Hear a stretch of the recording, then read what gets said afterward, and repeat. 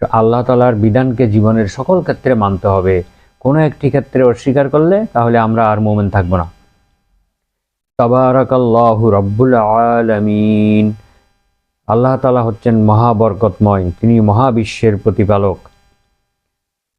এছাড়া আমাদের ইবাদত করার ক্ষেত্রেও কিন্তু এখানে রব শব্দটা এসেছে, রবের ইবাদত করতে বলা হয়েছে। সূরা বাকারার 21 নম্বর আয়াতে আল্লাহ বলছেন, ইয়া আইয়ুহান নাসু উবুদু রাব্বাকুমুল্লাযী খালাকাকুম ওয়াল্লাযীনা মিন ক্বাবলিকুম লাআল্লাকুম তাত্তাকুন।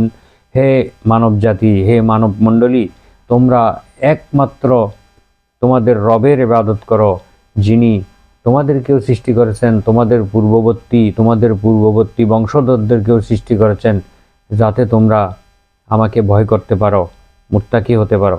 তাহলে বিশ্ববাসীকে আল্লাহ তাআলা আহ্বান জানিয়েছেন তারা যেন এক আল্লাহর রবের, যেই রব তাদেরকে এত কিছু দিয়েছেন, তাদেরকে তার নিয়ামত চলমান রেখেছেন, কোনো নিয়ামত বন্ধ করে দেননি। দুনিয়াতে এত নাফরমানি করার পরেও, আল্লাহর বিরোধিতা করার পরেও, আল্লাহর উপাসনা না করা সত্ত্বেও আল্লাহ তাআলা কিন্তু সকলকে তার রিজিক দিয়ে যাচ্ছেন, অক্সিজেন দিয়ে যাচ্ছেন, পানি দিয়ে যাচ্ছেন, তাদের জীবন বাঁচিয়ে রেখেছেন, তাদেরকে সব সুযোগ সুবিধা দিয়ে যাচ্ছেন। তবে এটা একদিন আল্লাহ তাআলা অবশ্যই সবার কাছ থেকে হিসাব গ্রহণ করবেন। তো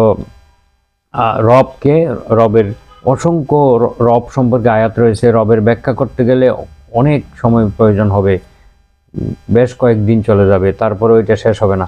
তো আমরা সংক্ষিপ্তভাবে এখানে এই আলোচনা তো শেষ করতে হবে, তাই আমরা সংক্ষিপ্তভাবে বলছি।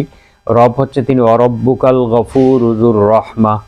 হে রাসূল, আপনার রব হচ্ছে পরম ক্ষমাশীল এবং তিনি অত্যন্ত দয়াবান।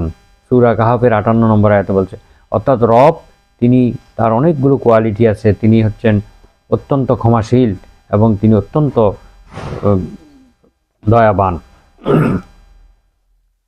এখানে